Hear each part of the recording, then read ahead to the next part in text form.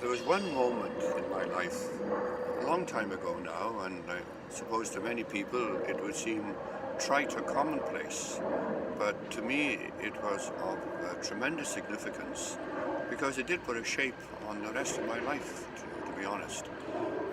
I was 15 years of age. I was working as a paper boy before going to school, and I remember I was at that period in my life when I was wondering, well, is there a God or not? Is what the grown-ups told me, is it absolutely true? Or, you know, those kind of questions that were bothering me. And on this particular morning, it was in the winter, and I was on the paper round, and it was just so beautiful a morning. I just stood there at the end of the street and looked up at the sky. It was just full of stars. They were sparkling and gleaming, scintillating. It was incredibly beautiful. The whole town was asleep, except for myself and the stars. And I just said to myself, that is so beautiful. Somebody must have made it like that. Someone must have made it all. Now, in their accounting, it may sound very trivial, but to me it was a beautiful moment because it really was God heart to heart speaking to me that yes, there is truth, that there is wonder at the heart of the universe. Of course, I didn't realize all that at the time. I was only 15. But as life has gone on, I realized more and more that beauty is there at the heart of everything. Now, not everything that happens in life is beautiful.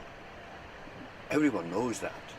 But to me, even the sense that we know what is beautiful shows that outside us there has to be a force that is beautiful. Otherwise, how would we know what's beautiful in the first place? And ugly things only increase the sense of beauty in our lives.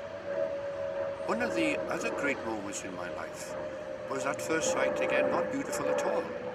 It was just before I was ordained a priest. By now I was 22 years of age. And suddenly my sister died on St. David's Day, of all days for a Welshman. She'd been ill only for 3 days with the flu. She was a brilliant nurse, and we weren't just brother and sister, we were very close friends. And suddenly she wasn't there anymore. And yet, as the years went on, I was able to realize that that was beautiful too, because her life was beautiful. I heard so many stories when she had died, what a kind of nurse she was. And I know that I'm a better priest now, a better person now, because of Mary's life and Mary's death. I learnt how to walk with people in their own sadness, in their own tragedy, by going through it myself. I saw how my parents coped with their daughter's death, just one sister I had, and how their faith was shaken, yes, but not broken. It is their faith that brought them through. And so, all through my life has been the sense that God is the source of beauty. Sometimes we can be led into a real desert of God's experience. God doesn't seem to be there at all. It's the memory, perhaps, of the beauty that can keep us going through. And this is where another image has to come into my mind, the image of Christ on the cross, because there's beauty there in all that suffering, in all that agony, in all that desolation. There's a beauty of his saying yes to the Father right to the end.